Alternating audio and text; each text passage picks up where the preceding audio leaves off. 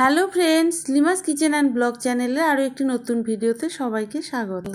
এই ভিডিওটা দুদিন আগের করা, সময়ের অভাবে পোস্ট করতে পারছিলাম না। এই যে সবাই মিলে একসাথে খাওয়া দাওয়া করছে, এর একটা ছোট্ট ক্লিপ আমি আপনাদের সঙ্গে আগেই শেয়ার করেছিলাম। সেটা দেখে অনেকে জানতে চেয়েছেন কি উপলক্ষে এই আয়োজন, তাই ভাবলাম একটা ভিডিওর মাধ্যমে আপনাদের জানিয়ে দেই কেন আমরা এই খাওয়া দাওয়ার আয়োজন করেছিলাম। এভাবে সবাই মিলে একসাথে খাওয়া দাওয়া করতে কিন্তু বেশ ভালোই লাগে। তাহলে এবার নিজেরাই দেখে নিন এই আয়োজনের উদ্দেশ্য কি ছিল। আজকে ছিল আমাদের এই ছোট্ট মিষ্টি মেয়েটার জন্মদিন, আর জন্মদিন মানেই পাড়ার সব বাচ্চারা একসাথে হই হুল্লোড় করে অনেকটা সময় কাটায়, এটা দেখতেও বেশ ভালোই লাগে।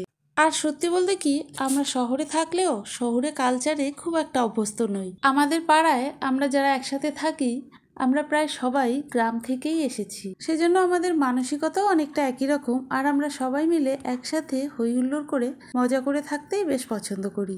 আমরা ছোটখাটো অকেশনগুলো এভাবেই এনজয় করি।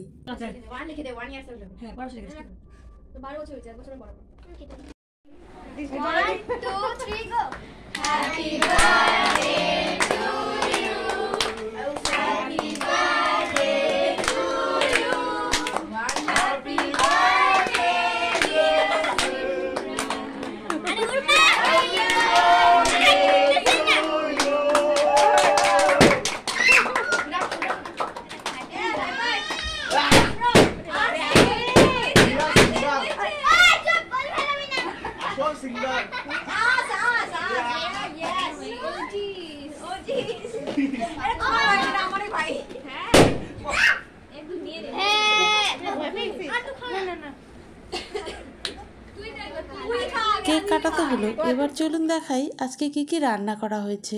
এই যে দেখুন, পাঁপড় ভেজে প্লাস্টিকে করে রাখা হয়েছে যাতে পাঁপড়গুলো ড্যাম হয়ে না যায়। তবে দু রকমের পাঁপড় ভাজা হয়েছিল, বাচ্চাদের জন্য ছোট পাঁপড় আর বড়দের জন্য বড় পাঁপড়।